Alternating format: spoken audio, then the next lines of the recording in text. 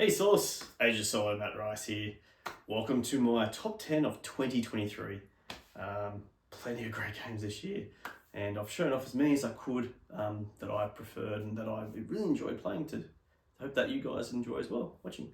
I better do some honorable mentions before I go off screen and show you a few of the games that I played throughout the year, and including my top 10, of course. Honorable mentions will be Recklin's Run, for example, by Renegade Studios. It came out for me at the start of this year, but apparently has a 2022 tag, and I believe that would have made my top 10, probably in the lower part of top 10s, but it was still quite a nice game. I've also played Hero Quest expansions on the app. Expansions are new, but I've tried to keep expansions out, but you'll see that there is one kind of an asterisk one on there. I was tempted to put Hero Quest in as well, and that would have definitely made the top 10 of the year, but I've taken it out.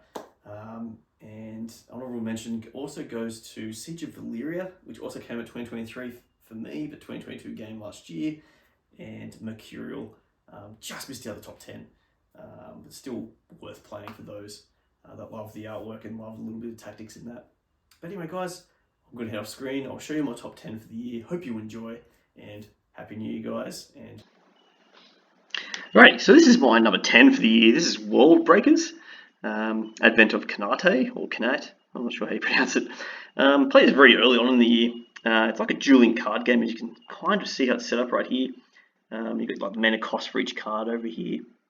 And for solo play, I think it's probably best two-player. But they've created a solo play rules where there's an AI deck.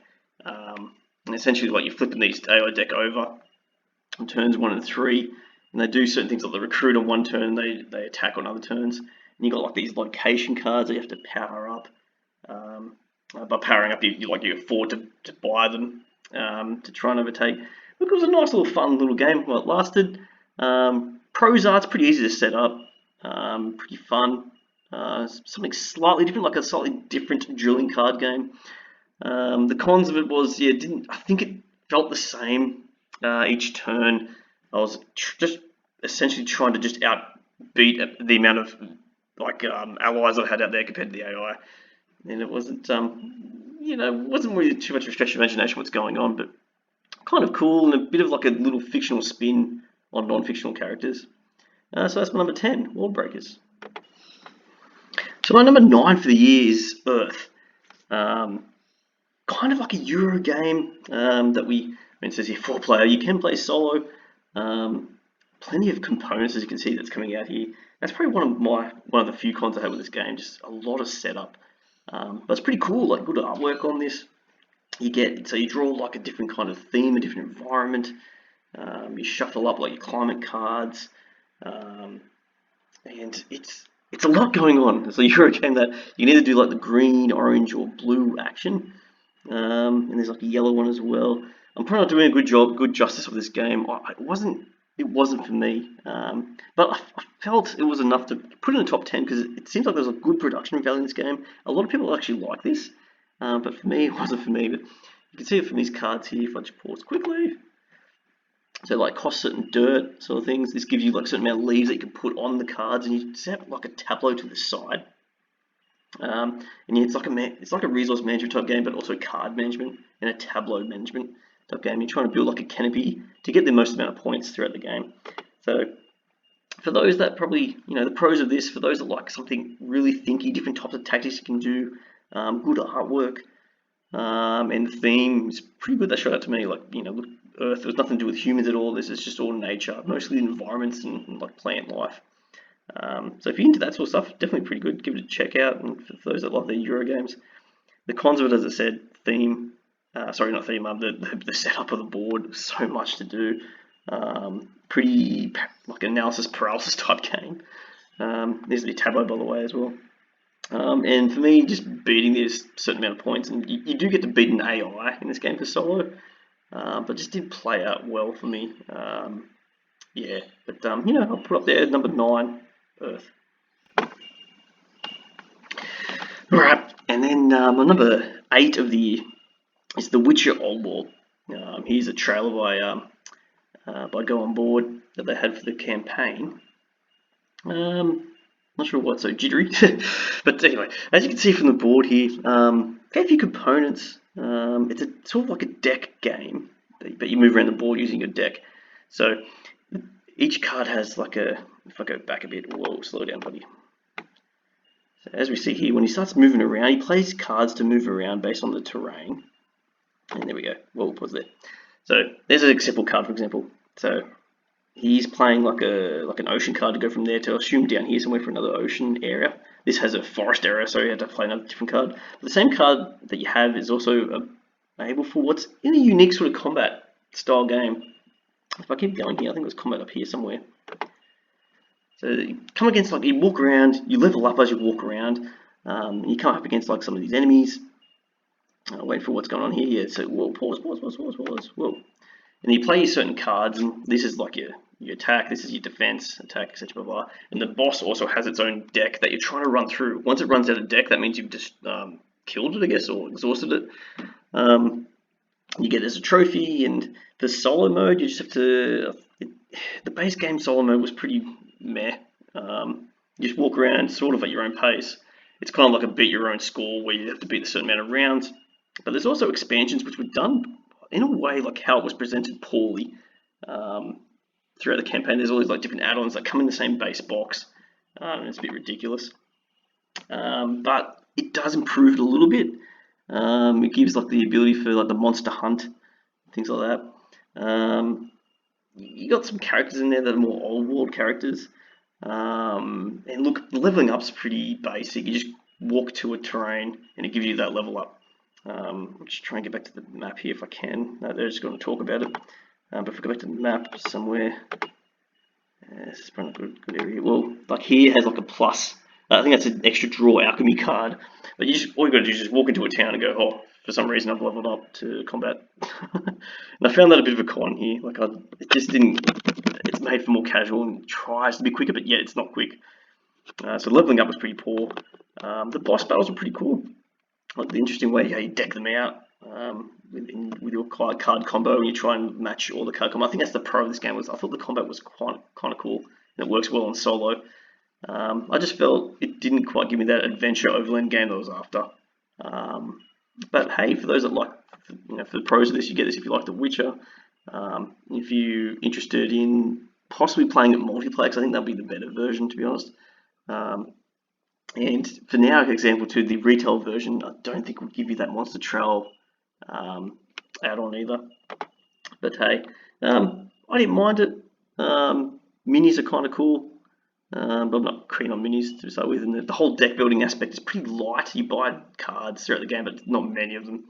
So it's a light deck builder, light adventure game, more of like a mini boss battler, casual game. But that's my number 8, Witcher Old War. Okay, my number 7 for the year, guys, is Distilled. Nice, cool little thematic game where you're trying to, run a distillery. It's like a warehouse type, run your own warehouse, try to create the drinks that you can, and buying ingredients. So it's like a mini deck builder. You shuffle up the deck as it's doing here. You pull out 2 ingredients from it, and then you turn over to see what you match. So this person's made whiskey, for example, but if 2 different things came out, he would have made moonshine. And you're aiming to just get different points. Certain drinks give you different types of points. And the person with the most points in the game wins the game. Solo mode, there's like a pyramid. It's not going to show it here, but there's like a pyramid that you try to work your way up. So it might be things like, try to create a drink that's worth 5 points, or create 2 drinks from the region of America, and things like that. So you just got to tick those things off and try and beat it. So there's no one that you're not going up against someone, but you just got to try and tick things off before the end of the game. I didn't mind this. Kind of cool. You like this game for the theme. For those that love, the drinking theme, it's very thematic. The way you build up your distillery and things like that. It's kind of cool. A bit of education there as well with the types of drinks. I learned a few things I didn't know from different areas as well. But it's probably a bit of a con where it gets a bit same old. I thought with this one, I didn't have to come back to it after a few games. The challenge is okay for solo, but there's heaps of different characters you can choose from. But for me, it's on the shelf at the moment, but I'll probably come back to it. It's one of those things you probably play like a couple of times a year and put back away. So I've kept it for the moment, and that's number 7, guys, Distilled. Alrighty, Solace. Number 6 of the year is Ashes Reborn Red Rains. It's the solo expansion. This might be a little bit of a cheat. It's not really a new game, but it had a solo mode to it, so I'm happy to add it to it. And it came out this year. There's a couple more coming out too, which I think in America there's definitely 1 or 2 more already. Australia, I'm still a bit behind with it. But essentially, it creates like a boss, turns it into like a little boss battler for the dual dice rolling game. I love the dice mechanic of like rolling the dice and seeing what matches for the cards for you to be able to purchase the cards to put them out there. The boss has like its own little deck here that it reveals now and then. It rolls its own dice. It tries to get a certain amount of red range tokens to then level up and defeat you. So think of like any dueling card game again. I don't mind those kind of games where you have like a certain amount of health and a certain deck that you can construct for yourself. And this is compatible with all the Ashes characters, Ashes Reborn characters. And it's got me into the game. I've got a fair few decks now. I'm waiting for, I think the next one's the Frosted Scourge, I think it's called. I could be wrong with that. Something along those lines. But this was quite fun. It wasn't breaking any barriers with it. I don't think it was anything too out there that's different. But it was, it did enough to change up the game a little bit and to be able to make it solo. And for those that probably love this game from the past for dueling, they'll probably play this just to practice some decks. But I imagine there is probably a few cards that aren't as strong. But I've never really played this game dueling, but I'm just guessing that's what the case is. There is different levels. You can play this co-op as well. But from a solo perspective, I thought this game was pretty good. They did a good job of making this soloable for us. And so the pros of this, if you like a bit of magic stuff, if you like a bit of dice rolling and paying for cards, putting the cards out there, dueling the cards. If you don't like not too complicated AI, it's pretty straightforward. And there's a few cons of it. Yeah, the AI doesn't really. It's not going to be the same as another person. So if you play this game 2-player before, I imagine a lot of those people will probably turn their nose up at this. But for us Soloists, it gets us into the game. And another con, it's pretty random. The AI can really smash you if it rolls pretty well. Get those red rains tokens out quick. Anyway, that's my number 6, Ashes Reborn, specifically the Red Rains expansion, solo expansion. Soloists, my number 5 for the year is 20 Strong, and in particular the Too Many Bones version, which I've done a playthrough of. Pretty neat little dice game. Chip 3 is pretty much known for their great component quality and quite expensive games. This is their first dip into like a cheaper game that hopefully can reach more people and get them into their games. So you get 20 dice, 3 of which are the stat dice. And there's 3 versions of the game. There's Solar Sentinels, Too Many Bones, and Victorum. The Too Many Bones version, I think, pretty much plays like Too Many Bones like solo, just without the map movement. But it's pretty cool stuff here. You get like a certain amount of bosses for this Too Many Bones, for example. You still get like a backup plan. You have your health, the amount of times you can re-roll, the amount of times you can pick up dice, which is your blue and green stats behind that barnacle card. And in the Too Many Bones version, for a certain amount of days, where you draw out a certain amount of point baddies based on the number of days, and you roll dice to try and get hits or crits to try and defeat them. But you have different items and different little abilities, like in here, Gasket's got a couple of abilities here on his backup plan and innate. So it's pretty cool. That you can, it's just different little games, a way to manipulate dice. Once you use dice, you have to find ways of getting back either through recovery or through other items. Once you run out of dice, that's pretty much in the game because then you start losing health. So if you lose all your health, you're dead. Essentially, otherwise try and beat the boss. It's pretty simple to play. I really like it. Pretty compact, pretty easy to travel with. So many good pros of this game. For me, I think I need a bit more depth with it. I enjoyed the Too Many Bones. I think that one I'll keep playing. Victorum's, it goes in levels. Like Solar Sentinels was quite basic. It's a different theme too. It's their new theme. It seemed very basic type of version of this game. The basic rule set. Too Many Bones adds a couple little things to it, which I felt was the right amount for me. Victorum's felt really hard, and that's even Solar Sentinels game is really hard. I die a lot on this. Maybe I'm not that good at it. That could be a con for some people too, if it's just too much. It felt very samey, the rewards you get as well across the 3 games. So I think I need to mix it up somehow. It just, to me, I know some people might say it's a little bit different, but it just felt very much the same. You're grabbing these items, and then they do certain things, certain abilities for you. It's not much different. And the Victorian one was kind of cool. How you try and climb a pyramid, but it was just so hard. It's like I haven't come back to it. But yeah, so that's the Too Many Bones version of 20 Strong. That's my number 5 game of the year. Okay, Solace. My number 4 game of the year is Terraforming Mars, the dice game. Obviously, a lot of people have heard of the original Terraforming Mars game. I think this is quite a good implementation of it. It's had a lot of, more so probably negative than pros comparing to it, but I think this one's a bit easier to get out, and I found more fun with rolling the dice. With the 5 different types of resources, and within each dice there is like a common, an uncommon, and a rare side with different chances. Still got the same sort of set out with like you choose like a company, and you get certain cards that you have to pay for with the dice. There's also awards that you try to get as you go around. And the awards, try to get the amount of cards with the same amount of resource that you paid for at the time. There's still the tile laying, a bit smaller, but still the tile laying factor where you get victory points. And in this game, you're trying to, by 50 turns in solo mode, to try and get as many points as you can. And that can be con for some people. It's still beat your own score. But I actually enjoyed this game. I had the Kickstarter version. There's a lot of cards in that version. The few games that I played, they're all kind of different types of cards. You're still trying to terraform Mars by doing the temperature up, the oxygen up, and what's the other thing? Temperature, oxygen, and all the oceans out. Yeah, it was quite fun. I think pros for this one, for solo, was, as I said, it's easy to get to the table. I don't think it was too hard to understand how it works. There's even like a d.a.g.g.e.r tutorial that you can download like on an app that will help you play it. Otherwise, it's simple. Somewhat plays like Terraforming Mars. Cons wise, obviously there's some people that don't like dice. There is sometimes where you're rolling, because you can do like a support action where you roll one extra die, and there's a lot of times where you're doing that just to get that one extra resource and hope for the best. So it's probably not as tactical as the original, but I think this was quite fun, quite tough to terraform in 50 turns. I did it once and I didn't score too well still, but yeah, that's my number 4. I think this was quite a good game, quite a good implementation of Terraforming Mars. Alrighty, next game that I had on the list, number 3, is Marvel Dagger. This is a great implementation of like a pandemic-like game. I really like this.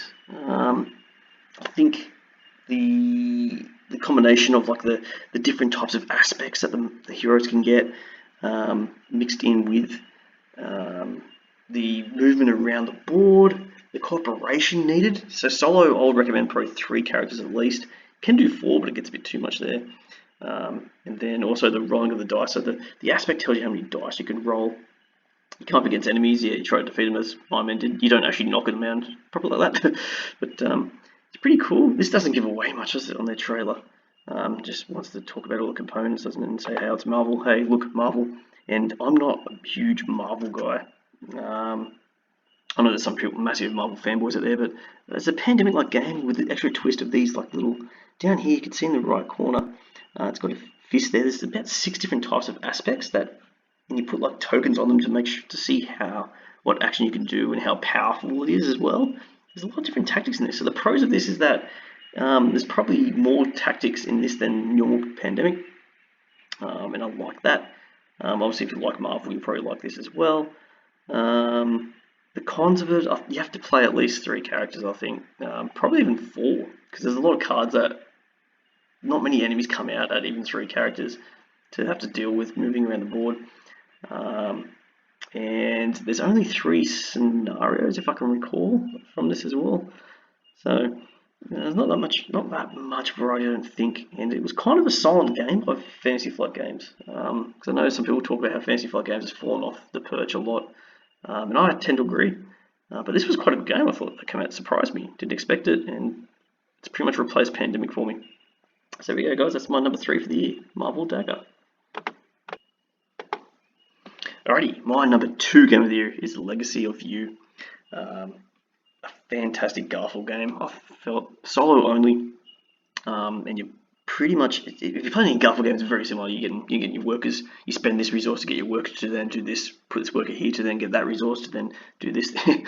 There's a lot of tactics in it. And I actually really like this one. There's other Garfield games that fell flat for me, like Architects and Paladins of the West Kingdom. To be honest, they didn't quite sit with me and I ended up selling them.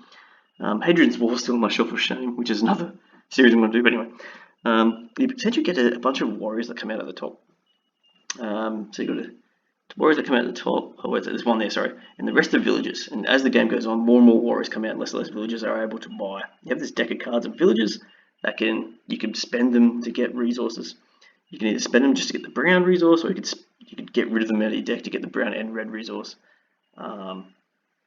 Pretty cool game. And there's like a storybook campaign with this, so not only is there one game, and you can unlock new cards. So some of these, if you clear this card out, you refer to storybook 34, and it might tell you to add a card to the deck. Essentially, it's a campaign where you have to have 7 wins or 7 losses, if I get that right. And you're essentially building out this canal, you're building new houses and huts and things like that to get more workers, more resources, etc. And this wave of water is coming down, so you've got to beat the wave. You also got to stop the warriors from coming out by the end as well. Really cool. I actually found it quite tough to start with the first 3 games, but then after that, I absolutely smashed it. Won like the next 7 straight. But when you win a game, it tends to add a card that's a bit harder to beat. And if you lose a game, it tends to add something a bit easier into your deck. So it tries to balance it out that way. And I thought that was pretty cool, and it actually forced me to play the whole campaign, and actually didn't mind that. Most campaign games I struggle to get through all of, and this one I actually played it all the way through, so I've got to give it kudos, and that's why I'm making it my number 2. The pros of this, quite thinky type game. If you like trading in resources and trying to find your way through building up a town by trading these resources. If you like a mini campaign, it's only a small campaign, if you like a mini campaign too, it's pretty cool. And the theme comes out quite well for me as well. I got the theme out of this anyway, from the artwork and the little stories and the way you're building out the canal and spending resources to get there, and then people as well. Cons of it, yeah, you got to replay the campaign a lot. It can be punishing for some people. I think you can lose a fair few times in this. The challenge probably goes away a little bit as you get on too. If you get more and more good cards, it starts to get easier, and the challenge sort of goes away, but still fun. I felt it was still fun, and just to see a storybook. So that's my number 2, Legacy of You. Alright, and my number 1 game of the year, Solace, is Kyr Chronicles Knights Fall. Fantastic game.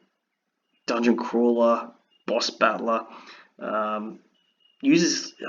First of all, let's just go through the pros. It uses the production value of this. It uses the box lid, another book that you put in the middle, and the box lid's just sitting down right here. You put your characters. Characters are acrylic standees. I've got the retail version, so my enemies are just basic cardboard standees. There's 6 characters in the box. I've chosen 3 because you normally choose 3 for dungeon crawlers. I thought maybe 4 you could do. I can solo 3 quite easily. But the pros of this, it's got a deck building function, and at the end of each quest, I don't want to give it away too much, but not each quest, but at the end of some quests, you can buy new cards for your decks. You can do plenty of other things with, like changing up the way the tactics go in the game. Each time you go to a scenario is different enemy. It kind of reminds me of Aeon Z, but not quite. Buying cards and things like that. There's plenty of status effects on the side that can change up the game. So it's got that kind of probably Too Many Bones feel of a dungeon crawl, like a light sort of map moving around, but except you've got cards to play around with instead of dice. And I really like this. This was quite. It didn't seem too much out of the ordinary, but at the same seemed familiar, but at the same time was done a bit differently. And I thought this was fantastic. This is a great addition to my collection, a great addition to any solo collection, provided that con side of things. Yes, there is about 20 or so scenarios, 21 scenarios, scenario based, so as long as you don't mind going through all of that. And true, there'll be some spoilers on the way, so if you replay it, you probably know some of the spoilers. As long as you don't mind that, as long as you don't mind controlling more than one character. I went with 3. It does say you could do 2 characters, but I have a feeling with these sort of type of games, 3 is where it's at, or 4. And just pulling the chits out of the bag, it's just got everything going. It's got a few mechanics going on that actually gel quite well. And all those little quest boxes, and you open up new things. It reminds me of like Aeon Zen Expeditions, when you open up new things as you go through. Oh, it's mwah, chef's kiss stuff. And they've done a really good job with this, and I'm so glad I got on this one. So guys, that's my number 1 of the year. Kyr Chronicles Knights Wars. I can't recommend it enough. And I'll keep this playing in the background, but I just want to say that thanks for the support for the year, guys. This will be probably my last video for the year, but I will do at the start of next year, which is only a day away for here in New Australia. I'll probably look at my shelf of shame, and I'll probably look at maybe my top 10 of all time, maybe even top 20, depending how much time I get, and that might come out next month. But yeah, guys, that's thank you so much for coming along with this one, and I will see you in the new year in Solace to crush your gaming thirst. Play solo.